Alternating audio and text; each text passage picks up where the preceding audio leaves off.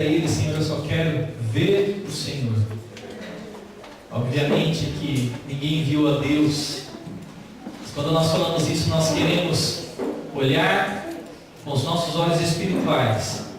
Aquele que nos salvou, aquele que nos transformou, aquele que está neste lugar. A palavra de Deus fala que Ele habita um alto e sublime trono, mas Ele também habita com quebrantado e contrito de coração. E neste momento nós vamos ouvir a palavra de Deus. Que você possa abrir o seu coração, abrir os seus olhos espirituais, os seus ouvidos espirituais, que sejam sensíveis à voz do Senhor nesta noite. Amém? Gostaria de chamar aqui nosso irmão e amigo Miqueias. Nós fazemos teologia ali na Funvic e ele vai estar ministrando a palavra de Deus nessa noite. Miqueias é da Primeira Igreja Batista de Moreira César, da Igreja do Gediel. Então nós já ouvimos o Gediel pregar aqui várias vezes, que foi bênção. E agora nós vamos ouvir também o nosso irmão Miqueias. Somos todos amigos, irmãos. Todos ali da faculdade. Tem o nosso irmão também da Ancião, que também faz faculdade ali com a gente. Estamos todos aí nos empenhando para aprender um pouquinho mais da palavra de Deus. Amém? Então, sejam atentos. Não se agite, procure ficar sentadinho no seu lugar, ouvindo a palavra de Deus. Com certeza o Espírito Santo vai falar com você.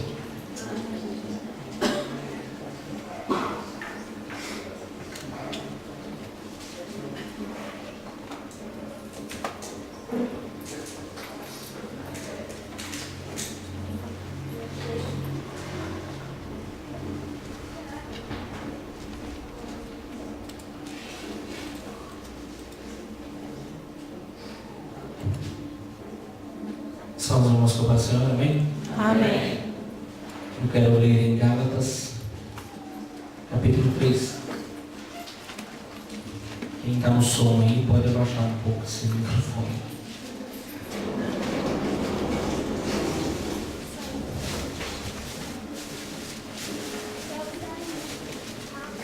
Quero também agradecer o convite que o Moisés fez. A última vez que eu estive aqui, aliás, a primeira vez que eu estive aqui, foi com o Gediel, eu estive pregando aqui. Não me esqueço do culto, foi uma bênção. E não vai ser diferente hoje também.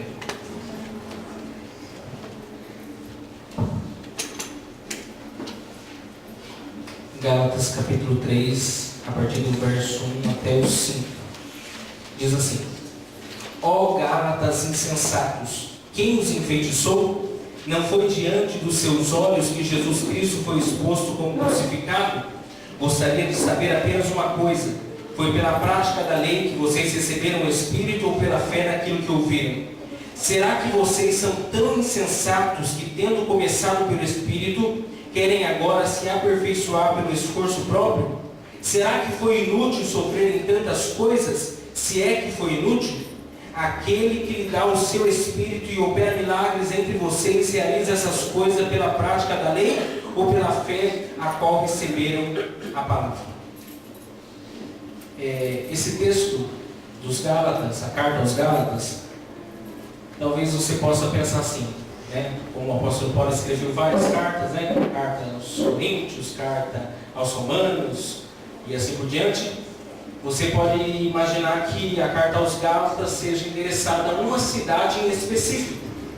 Mas, na verdade, a carta aos Gálatas é direcionada a uma região da Ásia Menor. Não é uma cidade única, é uma região onde tem várias cidades. Quando nós lemos Atos, capítulo 13, capítulo 14, a Bíblia fala que na primeira viagem do apóstolo Paulo, ele plantou, junto com Barnabé, ele plantou 4 igrejas na região da Galácia: Antioquia da Pisídia, Icônio, Listra e Derbe.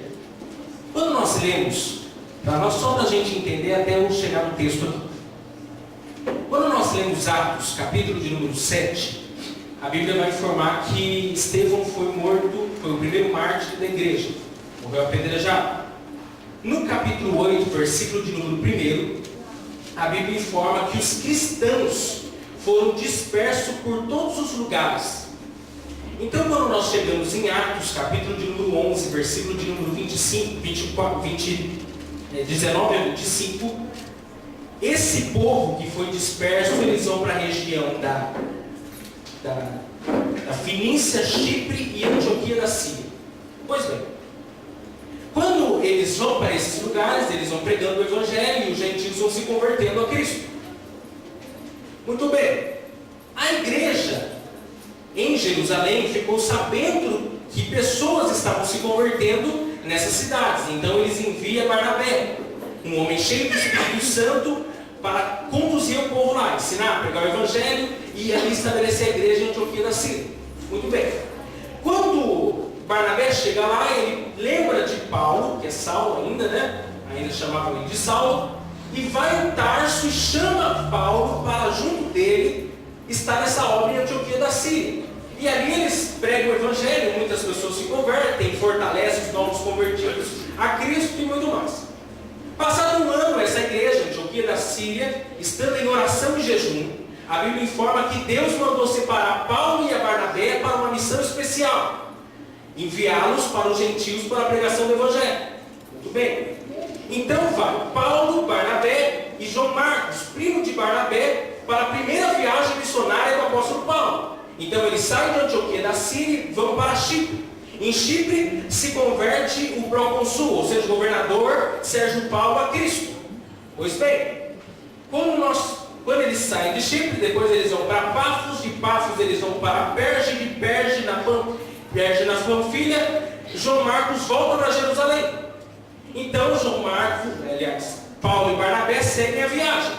Então eles vão pela primeira vez situar-se na região da Galácia, onde o apóstolo vai pregar pela primeira vez no capítulo de número 13, do versículo de número 16 a 41 em Atos, na cidade de Antioquia da Pisídia. Temos que lembrar que Antioquia da Síria é uma e Antioquia da Pisídia é outra. Então ele prega pela primeira vez em Antioquia da Pisídia.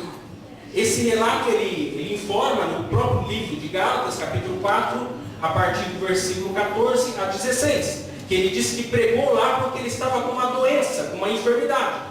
Alguns vão dizer que possa ser uma malária, que ele possa ter contraído porque a região era muito comum pegar a malária. Muito bem. Lá ele prega o Evangelho. Qual é o conteúdo do Evangelho? Jesus Cristo crucificado. Ele morreu pelo meu e pelo seu pecado para justificar-nos por meio da fé em Cristo. Essa é a pregação do apóstolo Paulo. Ele prega lá em Antioquia da Pisídia.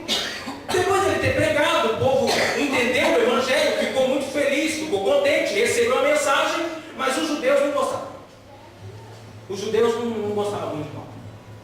Porque eles não acreditavam no Messias que o Paulo pregava. Não acreditavam que Cristo era o Messias. Então eles estavam arrumando algum meio, algum mecanismo para atacar Paulo e Barnabé, para expulsá-los da cidade. Então, mas quando eles ficaram sabendo desse alvoroço, eles rapidamente vão para Icônio. E lá também pregam o Evangelho. Pessoas se convertem a Cristo. Também lá em Icônio não gostaram do que Paulo e Barnabé estavam pregando. Decidem arrumar um jeito para perseguir Paulo e Barnabé. E eles descem para Listra. Em Listra, a Bíblia informa, capítulo 14, versículo 8 a 10, que Deus usou Paulo para curar um paralítico. E a cura do paralítico de nascença em Listra gerou um grande alvoroço na cidade. Um milagre sobrenatural. Deus curou um paralítico de nascença.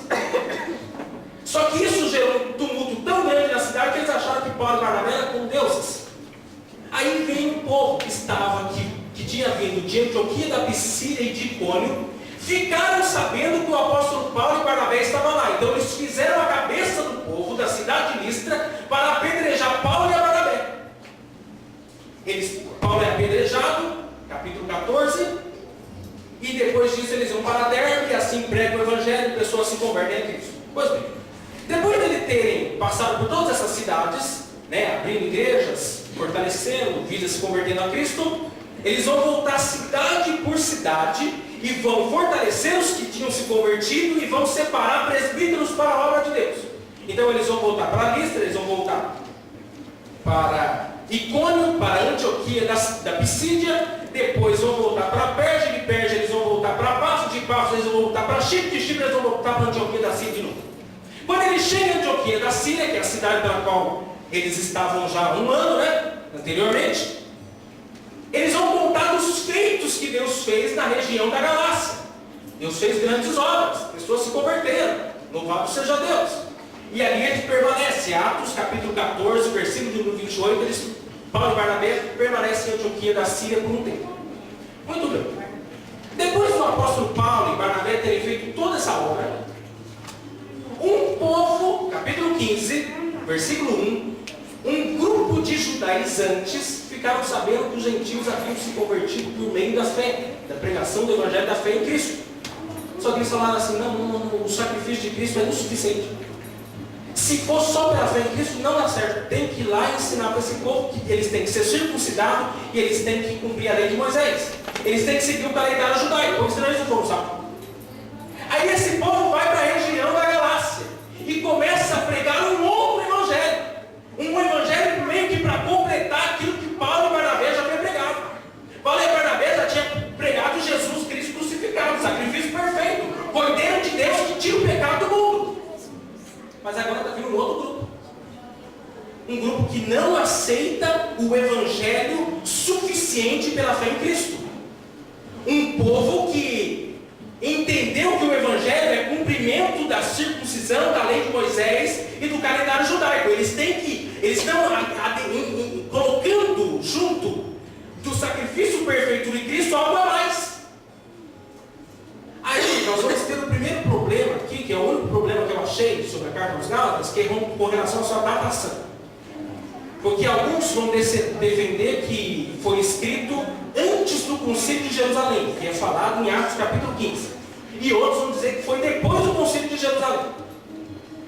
Eu vou ficar com aqueles que acreditam que foi escrito antes do concílio de Jerusalém. Por quê? Primeiro porque quando você lê Gálatas, você não vê o apóstolo Paulo fazendo menção do concílio de Jerusalém. Segundo, porque quando você lê o Atos capítulo 14, versículo 28, ele estava em Antioquia da Síria. E quando você lê Atos capítulo 15, versículo de número 2, alguém foi lá em Antioquia da Síria e informou Paulo e Barnabé para descer para Jerusalém, para participar do concílio de Jerusalém com os apóstolos presbíteros, por causa do problema que estava havendo na Gálacia.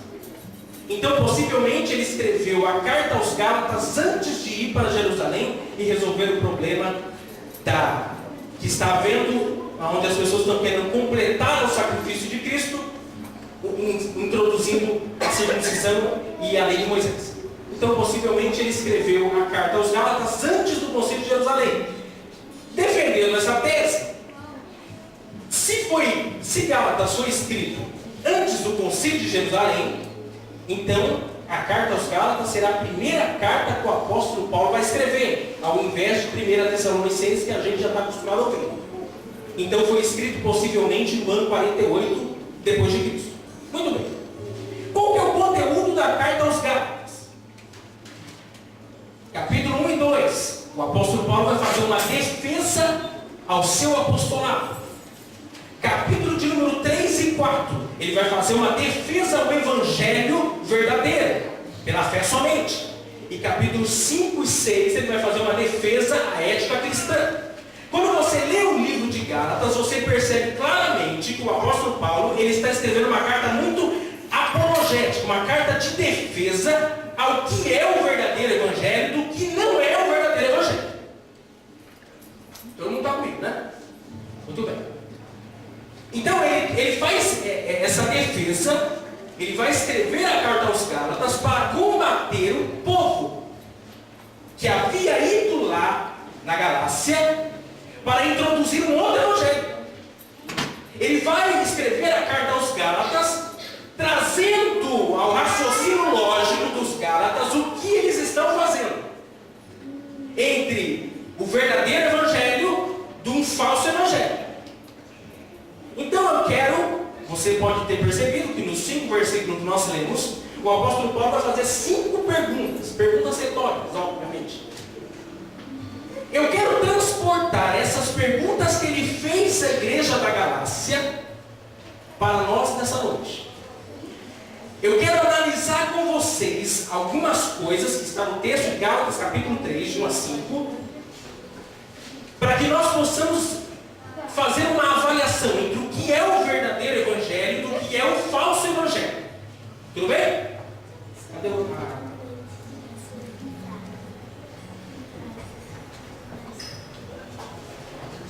Então vamos lá. Versículo de número 1, que é a primeira pergunta. Ó Gálatas insensatos, quem os enfeitiçou? Não foi diante dos seus olhos que Jesus Cristo foi exposto como crucificado? Perceba que o apóstolo Paulo ele começa com uma gentileza maravilhosa. Ele já começa chegando assim, não, meu querido, não começa meu querido. Já começou com os seus insensatos. Perceba que ele não está muito, o tom da conversa de Paulo não está muito no bom, não. Porque chamar alguém de insensato é uma ofensa. E por que ele está chamando de insensato? O que é uma pessoa insensata?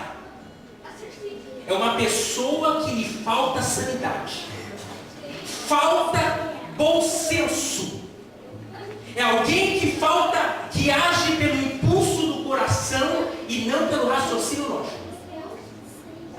É uma pessoa que não reflete as atitudes que está tomando. Age por impulso. Ela não pensou. Em outras palavras, no dicionário português claro mesmo, a palavra insensata é louco mesmo. É uma pessoa sem juízo nenhum. Ele está chamando os Gálatas de que vocês são bando de louco. E não é corintiano que ele está chamando aqui. Está chamando os Gálatas. Vocês são pessoas que não têm bom senso. Falta sanidade mental. Vocês estão fazendo algo que está totalmente fora do controle. Por quê? Porque aí ele diz, quem os enfeitiçou? Referindo-se a quem? Ao que estava acontecendo lá. Entrou um povo lá e começou a pregar um outro evangelho.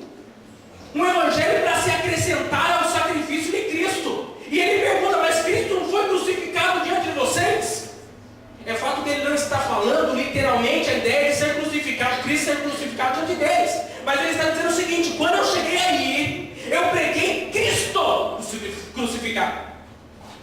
A minha mensagem foi o evangelho de Cristo, o sacrifício perfeito.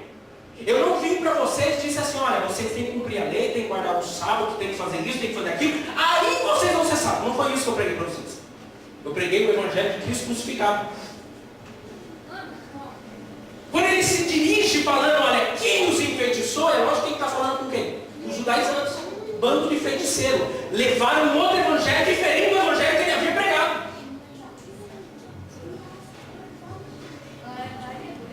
Eu fico imaginando o apóstolo Paulo, eu não sei se o apóstolo Paulo era muito animado, falando, não sei se ele era respeitado, mas eu imagino o apóstolo Paulo abrindo, lógico que não estava escrito ainda, mas eu imagino ele citando o que está em Romanos capítulo 1, versículo 16 e 17.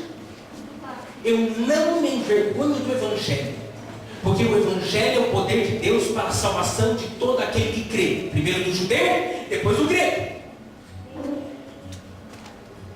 Porque o evangelho é revelada a justiça de Deus.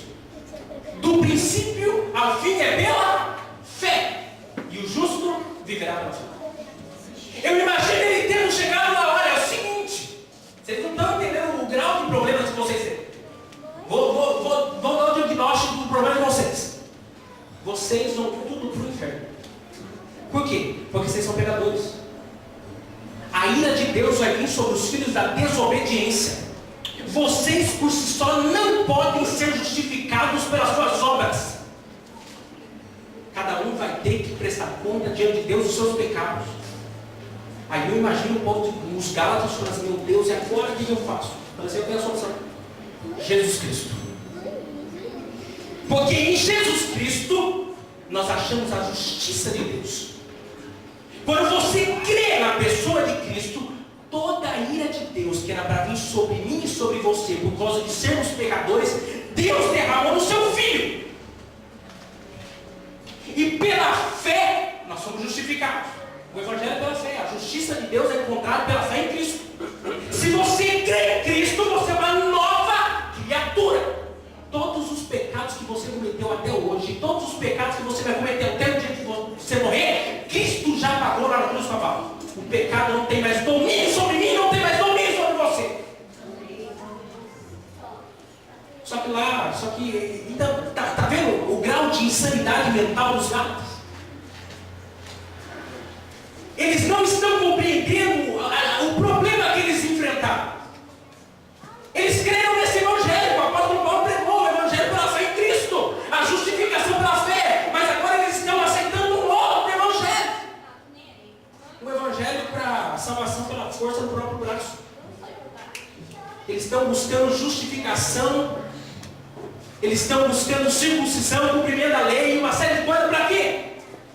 Para ser justificado. Aí olha só o que ele diz, capítulo 1, Gálatas capítulo 1, verso 6, diz assim: admiro-me de que vocês estejam abandonando tão rapidamente aquele que os chamou pela graça de Cristo, para seguirem outro evangelho, que na verdade não é o evangelho. O que corre é que algumas pessoas estão perturbando, querendo perverter o evangelho de Cristo. Mas ainda que nós, ou um anjo do céu, pregue um evangelho diferente daquele que lhes pregamos, que seja amaldiçoado, como já dissemos. E agora repito, se alguém lhes anuncia um evangelho diferente daquele que receberam, que seja amaldiçoado. Acaso busco eu agora a aprovação dos homens ou de Deus? Ou estou tentando agradar os homens? Se eu ainda estivesse procurando agradar a homens, não seria servo de Deus. Irmãos, quero que saibam que o evangelho por mim anunciado não é de origem humana. Não recebi de pessoa alguma, nem foi ele ensinado. Ao contrário, eu recebi de Jesus Cristo por revelação. Ele está dizendo o seguinte: nem se conhece um anjo. Que tem gente que vê anjo e acredita em palavras de anjo, e se duvidar acredita no evangelho que veio o anjo pregar. E o evangelho é diferente do evangelho que o apóstolo Paulo pregou. Deus está dizendo assim: nem se um anjo vier diante de vocês anunciar outro evangelho, não é. O evangelho é um só, é o que eu preguei. É a justificação pela fé somente. Sacrifício de Cristo perfeito, completo, suficiente. Isso aqui é muito sério para nós. Porque se nós temos uma compreensão errada do que é o verdadeiro evangelho, nós vamos ter uma vida cristã completamente equivocada. Nós vamos ter a impressão de que nós não fomos justificados pela fé e a gente precisa dar uma mãozinha para Deus. Quando nós temos uma interpretação errada do que é o verdadeiro evangelho, a gente começa a fazer algumas coisinhas para tentar dar uma mãozinha para Deus. Porque afinal de contas, né, o sangue de Jesus lá vertido na cruz não foi suficiente, né? Eu preciso acrescentar algumas coisinhas na minha vida cristã para dar uma ajuda para Deus. Isso daí não é evangelho. O evangelho é suficiente de Cristo pela fé, somente. Quando nós temos essa percepção clara do que é o verdadeiro evangelho, a gente não é confundido com nenhum tipo de outra conversa fiada. A gente vive em prol desse evangelho verdadeiro, o evangelho da cruz. O inimigo não pode, ele não pode vir nem contra mim, nem contra você, fazer nenhum tipo de acusação. Porque nenhuma condenação há para os que estão em Cristo Jesus.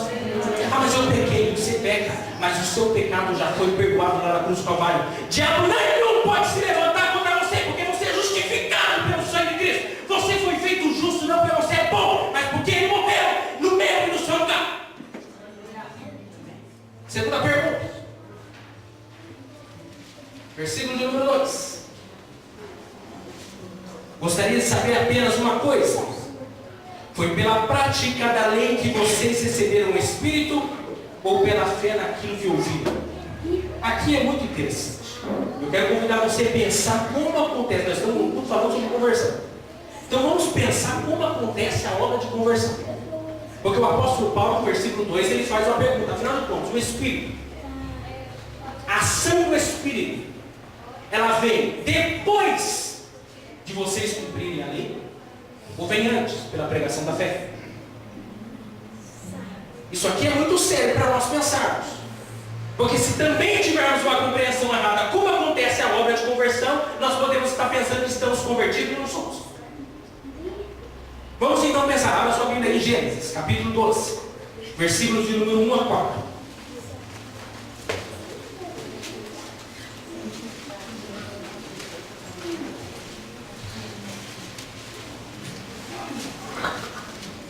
Gênesis, capítulo 12, verso de número 1 a 4. Então o Senhor disse a Abraão: sai da sua terra e do meio dos seus parentes e da casa de seu pai, e vá para a terra que eu lhe mostrarei. Farei de você um grande povo e o abençoarei. Tornarei famoso o seu nome e você será uma bênção. Abençoarei os que te abençoarem e amaldiçoarei os que te amaldiçoarem. Por meio de você, todos os povos da terra serão bem abençoados. Partiu Abraão como lhe ordenara o Senhor, e Ló foi com ele. Abraão tinha 75 anos quando saiu de Harã. Vamos pensar 4 coisas aqui para ver conversão. 4 critérios necessários para ver conversão. Primeiro, para ver conversão, você tem que ser pegador. Quem que é Abraão? Abraão é um pegador. De onde Abraão morava? Em Ur dos Caldeus. Que terra é essa? Terra de adoradores de muitos deuses. Todo tipo de pecado e atrocidade você pode imaginar existia nessa cidade. Divindade tinha para todo quanto é gosto. Sabe onde Abraão estava? Estava lá. O que Abraão fez? O que Abraão era? Pecador. Abraão não passa de pecador. Ele é igualzinho eu e você. Porque quando você lê o livro de Romanos, capítulo 4, verso 9 a 11, lá vai dizer que Deus chamou Abraão da incircuncisão para a circuncisão. Ou seja, ele era pecador, agora para ser salvo em Cristo. Ele era incircunciso, agora ele vai ser circuncidado. Para haver conversão, tem que ser pecador primeiro. Segunda coisa para haver conversão: primeiro tem que ser pecador. Segundo, tem que haver pregação do Evangelho. O que Deus fez para Abraão? Pregou o Evangelho. Abraão, sai do meio da sua terra e do meio da sua parentela, e eu vou fazer você uma denominação. Por causa de você, todas as famílias da terra serão benditas. Pregação do Evangelho, revelação especial. Deus se apresentou diante de Abraão e disse: eu tenho algo para fazer com você. Sai da sua terra e vai para a terra que eu tenho para você. Pregação do Evangelho. O próprio Deus. E é interessante nós pensarmos aqui o que está acontecendo. Abraão está numa terra de muitos deuses, cheio de Deus, cheio de imagens. Agora o Deus invisível se apresenta para Abraão. O Deus verdadeiro se revela para Abraão. O Evangelho foi revelado para Abraão.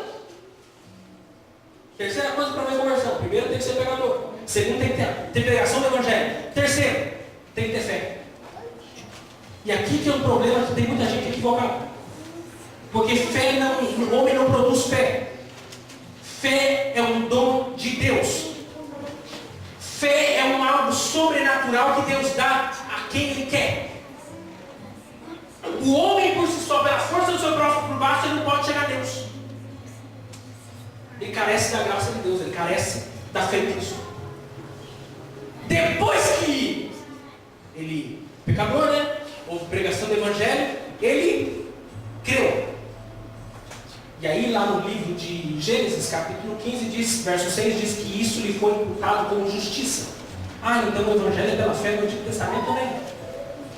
Perceba que o Evangelho ele não mudou. O Antigo Testamento fala do Evangelho sobre a fé, e o Novo Testamento fala do Evangelho pela fé. Abraão não chegou diante de Deus porque ele fez alguma coisa. Ele alcançou a salvação por meio da fé. Quarta coisa para ver conversão: primeiro, tem que ser pecador. Segundo, tem que haver pregação do Evangelho. Quarto, tem que crer no Evangelho pregado. Quinto, quarto, é selado com o Espírito Santo da promessa. Abraão, para onde você vai? Não sei. Eu simplesmente vou porque o Deus verdadeiro se apresentou para mim e disse para mim juntar minhas coisas aqui e vai embora. Você percebe a loucura que isso está gerando na cidade de Ur dos Caldeus? Abraão está querendo um Deus que ele não está vendo, e o Deus que se apresentou para ele fez uma promessa para ele sair da terra dele e ir para uma terra que nem ele sabia onde era. Ele está sendo guiado por quem? Espírito Santo. Lá no livro de Efésios, capítulo de número 1, versículo de número 13:14 diz que, tendo ouvido a pregação do Evangelho, creu e foste selados com o Espírito Santo da promessa para a redenção e possessão de Deus, para o louvor da sua glória. Depois que você estava lá, você era um pecador, miserável, ia para o inferno, Jesus foi lá, Colossenses 1:13, Ele me tirou da potestade das trevas e me transportou para o reino do seu Filho amado. Sabe que não, você estava na jurisdição de Satanás. Se Deus não fosse lá e pegasse você e trouxesse para a jurisdição do seu filho, você ia para o inferno.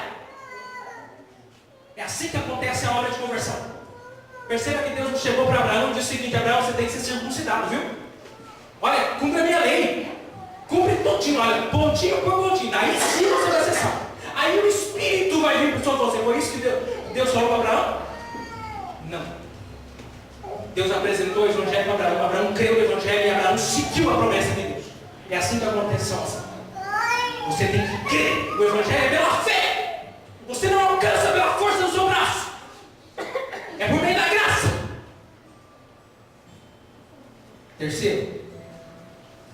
Terceira pergunta. E aqui eu vou precisar que você preste muita atenção. Terceira pergunta.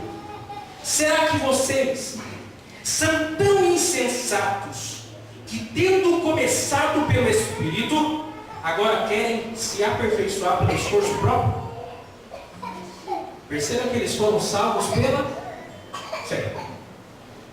Pela ação do Espírito, convence o homem do pecado, da justiça e do juízo.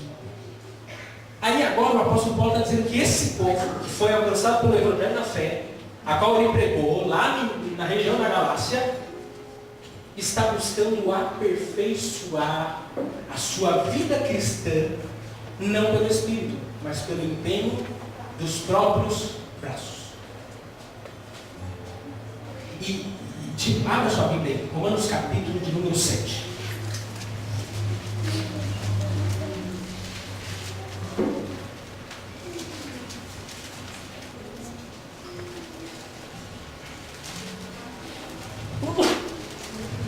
Romanos capítulo de número 7, a partir do versículo de número 14, que diz assim: sabemos que a lei é espiritual, eu contudo não sou, pois fui vendido como escravo ao pecado. Não entendo o que faço, pois o que não faço, o que desejo, mas o que odeio. E se faço o que não desejo, admito que a lei é boa. Nesse caso, não sou mais eu quem o faço, mas o pecado que habita em mim. Sei que nada de bom habita em mim, isto é, a minha carne, porque tenho o desejo de fazer o bem, mas não consigo realizá-lo, pois o que faço não é o bem que desejo, mas o mal que não quero fazer, esse eu continuo fazendo. Ora, se faço o que não quero, já não sou eu quem faz, mas o pecado que habita em mim. Assim, encontro esta lei que atua em mim. Quando quero fazer o bem, o mal está junto a mim. No íntimo do meu ser, tenho prazer na lei de Deus, mas vejo outra lei atuando nos membros do meu corpo, guerreando contra a lei da minha mente, tornando-me prisioneiro da lei do pecado que atua em meus membros. Miserável homem que sou, quem me livrará do corpo sujeito a esta morte? Graças a Deus por Jesus Cristo, nosso Senhor, de modo que, com a mente, eu próprio sou escravo da lei de Deus, mas com a carne da lei do pecado. Quando o apóstolo Paulo escreve Romanos capítulo 7, ele não está se dirigindo aos ímpios, ele está se dirigindo aos já convertidos, aos já alcançados pela graça. E você percebe que há um conflito na vida do homem. Ele sabe o que é certo fazer, mas ele está habitado num corpo pecaminoso. É uma luta entre desejo versus vontade. É uma luta entre lei versus carne. Três coisas nós vemos basicamente, implicitamente no texto. Uma é a justificação pela fé. A justificação pela fé nos livrou da culpa do pecado. Depois nós podemos perceber a santificação, que é quando o pecado não tem mais domínio sobre nós, Porque agora nós somos nova criatura e o Espírito Santo de Deus habita em nós e nós somos guiados por Ele. Esse é o processo de santificação que nós estamos. Até chegarmos ao estado de glorificação, quando o pecado não terá mais domínio sobre o nosso corpo e nós estaremos em plena santidade, assim como Adão esteve antes da queda. Muito bem. Para a gente compreender melhor, eu quero convidar dois personagens da história para a gente pensar. Primeiro é Aristóteles, e segundo é Immanuel Kant. Então preste bem atenção, vou tentar ser o mais didático possível. Aristóteles é um filósofo do quarto século a.C. Aristóteles é um filósofo teleológico. Ele crê que no cosmos, o cosmos é finito e ordenado. Tudo dentro do cosmos existe para uma finalidade que é intrínseca. Por exemplo, se você perguntar para Aristóteles qual é a finalidade do joelho, por que o joelho existe? Ele vai dizer, o joelho existe para a finalidade que é intrínseca. Qual é a finalidade do joelho? Dobra. Porque tudo dentro do cosmos, na cabeça de Aristóteles, tem um fim último. Ele existe para um fim último. Muito bem. Dentro da cabeça de Aristóteles, ele também vai dizer que foi distribuído de maneira desproporcional a virtude, e seria qualidades que cada um recebeu, cada um é diferente. Vou dar um exemplo. Tem olhos que enxergam melhor que os outros. Um nasceu com uma qualidade de enxergar melhor que o outro. Um outro exemplo. Por exemplo, vamos supor que você nasceu com a habilidade de desenhar. Você desenha muito bem. Nasceu com essa habilidade. Você pega um papel, uma caneta e faz um desenho maravilhoso. O que Aristóteles vai dizer para você? Você nasceu para ser um desenhista. Você tem que chegar à plenitude daquilo que você recebeu. Você tem que exercitar isso e se tornar o melhor desenhista na face da terra. Porque você nasceu para ser desenhista. Tudo bem. Mas vamos supor que você fala, não quero ser desenhista, eu quero ser matemático. O que Aristóteles vai dizer para você? Você está pecando contra o cosmos. Porque você nasceu para ser matemático. Você nasceu para ser desenhista. Então se você decide ser matemático, você está pecando contra aquilo que o cosmos determinou para você. Você tem que ser desenhista. Muito bem, todo mundo está comigo, né? Pois bem. O que o Aristóteles está tentando informar? O homem existe para a felicidade. O que é a felicidade? Aumento do prazer e diminuição da dor. Se você faz aquilo que o cosmos distribuiu para você fazer, você está aumentando o prazer e está diminuindo a dor. Você está em busca da satisfação do próprio ser. Muito bem. Agora pergunta isso para Aristóteles. Aliás, para Immanuel Kant. Immanuel Kant vai falar assim, não, Aristóteles está completamente errado. Completamente equivocado. O homem não nasceu para a felicidade. E aqui que entra a questão. Ele vai traçar o seu pensamento em... ele vai traçar seu pensamento entre animais versus seres humanos para que nós possamos compreender a situação. Vamos lá, vamos a animais. Gato nasceu para ser gato. Cachorro nasceu para ser cachorro. Vaca nasceu para ser vaca. Você já viu um gato frustrado porque nasceu gato? E porque nasceu cachorro, porque nasceu vaca? Não, gato não se frustra. Ele nasceu para ser gato, é feliz, é um gato. Está em busca da plena satisfação do próprio ser. Ele não sente frustração, ele não fica triste. Ele é gato, nasceu para ser gato e morre feliz, é um gato. Porque ele está sempre em busca da plena satisfação do próprio ser. Ele tem um instinto. Ele sempre está buscando a sua plenitude dentro do instinto que lhe foi ordenado. Ele nasceu para ser gato, nasceu para ser cachorro. Ele é feliz, é um gato. Tá? E o ser humano? O ser humano nasceu assim. O ser humano não é gato, o ser humano não é animal. O ser humano é completamente diferente do gato. Totalmente diferente do cachorro e tal. Aí, ele vai usar um exemplo, Immanuel Kant vai usar um exemplo, que ele tira de Rousseau, que é um filósofo antes dele. Pega um gato, para explicar o ser humano, pega um gato e coloque dentro de uma gaiola, junto de um prato de alpiste, e deixa lá uma semana para ver o que acontece. Sabe o que vai acontecer? O gato vai morrer. Por quê? Porque ele nasceu com o alpiste. Ele é fiel ao seu instinto. Ele morre, mas não come alpiste. Ele não nasceu porque o alpiste não atrai.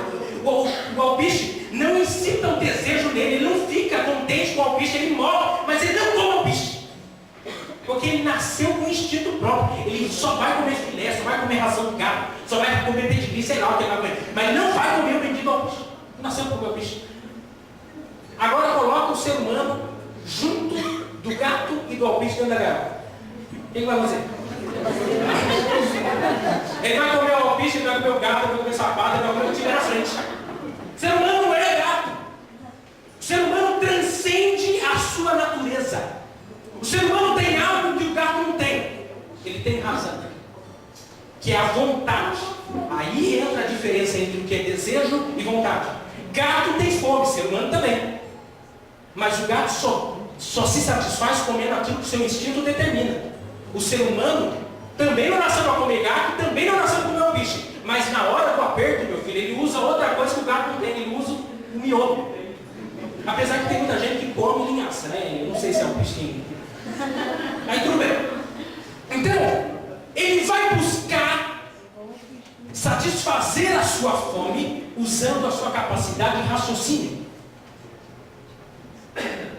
Então vamos lá, vamos agora separar o que é desejo e o que é vontade. O que é desejo? Desejo é tudo aquilo que satisfaz o homem dentro do seu próprio ser. Em outras palavras, concupiscência da carne, concupiscência dos olhos, soberba da vida. O homem é atraído para buscar satisfação de sua própria carne, ou seja, da sua própria natureza. Mas o ser humano também tem vontade, que é a capacidade de raciocínio. Ele tem um pensamento moral, dividido entre certo e errado. Ele tem a capacidade de transcender o seu próprio ser. Ou seja, o ser humano não voa, mas ele pensa, ele cria e ele faz avião. O ser humano não corre rápido, mas ele cria avião. Aliás, ele cria carro, ele cria carroça, ele cria bicicleta. Ele transcende o seu ser, porque ele usa a razão, ele usa a vontade. Então dizer para Kant que o homem existe para a felicidade é a mesma coisa de dizer que um martelo existe para pintar uma parede.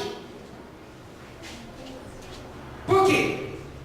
Resposta de Kant: se o homem está em busca da felicidade, que é o aumento do prazer e a diminuição da dor, a primeira coisa que ele vai fazer é diminuir a capacidade de raciocínio. O ser humano não nasceu para ser feliz, ele nasceu para pensar. Ele nasceu para usar a razão. Isso é muito lógico, vou dar um exemplo simples. Uma pessoa que fuma cigarro, ela não se satisfaz com o cigarro, então ela aumenta a dose. Ela vai lá para a maconha, ela não se satisfaz, ela aumenta a dose. Sempre vai buscando aumentar o prazer para diminuir a dor. Ela está usando a razão? Não. Ela está usando a busca da plenitude, da satisfação do próprio ser, que não vai satisfazer nunca. Agora vamos voltar para o Romanos 7. O que o apóstolo Paulo está dizendo aqui em Romanos 7? A minha razão sabe o que é certo para fazer. Eu sei a lei de capa a capa, eu sei o certo que eu tenho para fazer. Qual é o problema? É que eu estou habitado numa natureza pecaminosa. Ainda que eu queira fazer o bem, o mal está em mim. Eu estou habitado por essa natureza que todos os dias me puxa para o outro lado. O livro de Tiago vai dizer que Deus não tenta ninguém, mas o homem é tentado pela sua própria concupiscência.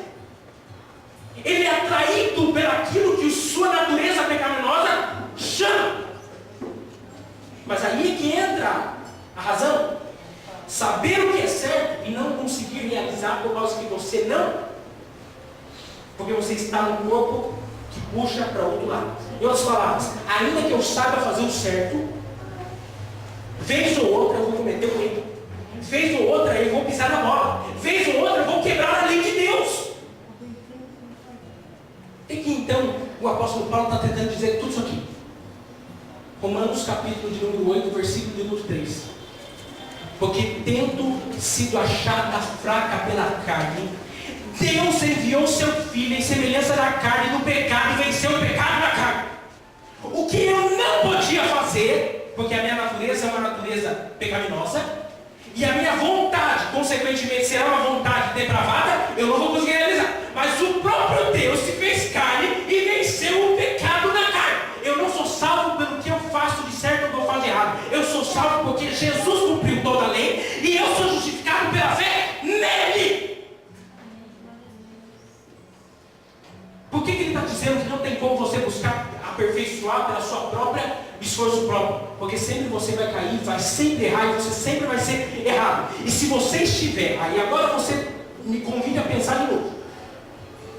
Se você, o Kant vai usar uma palavrinha, vai aprender uma palavra nova, se prepara. Heteronomia. O que é heteronomia?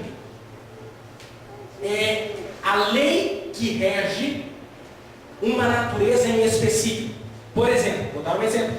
Trouxe essa caneta só porque eu ia dar essa exemplo. Porque eu não trago caneta. Mas só para ilustrar, fica mais fácil. Tudo dentro do cosmos tem suas leis. O mundo é regido pelas suas leis. A lei da natureza, por exemplo.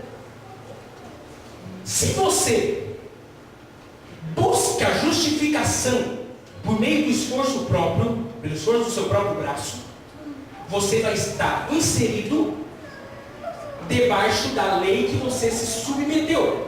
Então você vai estar debaixo da lei. Por que a caneta cai no chão? Porque ela está debaixo da lei da gravidade, que puxa ela para baixo. Mas a caneta não quer ficar para baixo. Ela quer ser livre da lei da gravidade. Mas não consegue.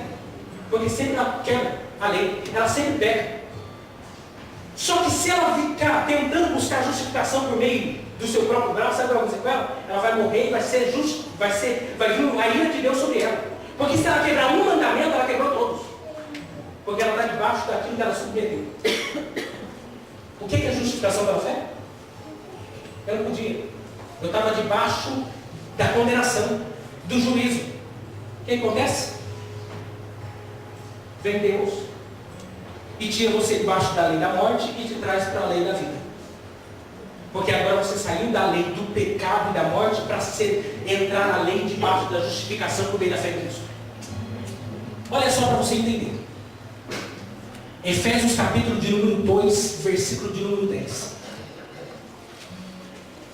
Fostes criados em Cristo Jesus para as boas obras. Obras que Deus preparou antes para que andasse nela. Você não faz boas obras porque você é bom. Você não foi chamado pelas boas obras. Você foi chamado como um pecador para as boas obras. Você era um pecador, caminhando direto para o inferno. Mas quando Cristo te resgatou, Ele te selou com o Espírito Santo da promessa. E agora você produz frutos para a vida. Sabe onde você vai buscar santificação? Debaixo da lei do Espírito e não debaixo do esforço próprio. Porque todas as vezes que você sair debaixo da lei do Espírito e achar que pode ser justificado pelos próprios esforços, você vai morrer. Mas somente aqueles que são nova criatura, nasceram para Cristo, são guiados e dirigidos pela pessoa do Espírito. Quarta pergunta. Versículo de número 4. Será que foi inútil sofrer tantas coisas? Se é que foi inútil? Perceba que essa pergunta ele vai direto com o dedo no problema que agora eles estão enfrentando.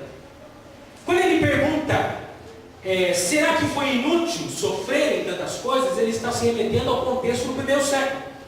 Ser cristão no século XXI é uma maravilha, mas ser cristão no primeiro século é uma maravilha. No primeiro século, ser cristão é estar disposto a morrer por Cristo. Porque os judeus que mataram Jesus eram os mesmos judeus que estavam matando os cristãos até o terceiro século. Eles vão ser apedrejados, mortos, ser mártires. Ser cristão no primeiro século é assim. Ou você nasceu de novo, ou você nasceu de novo. Você tem que nascer de novo, estar disposto a morrer por Cristo. Primeiro amor.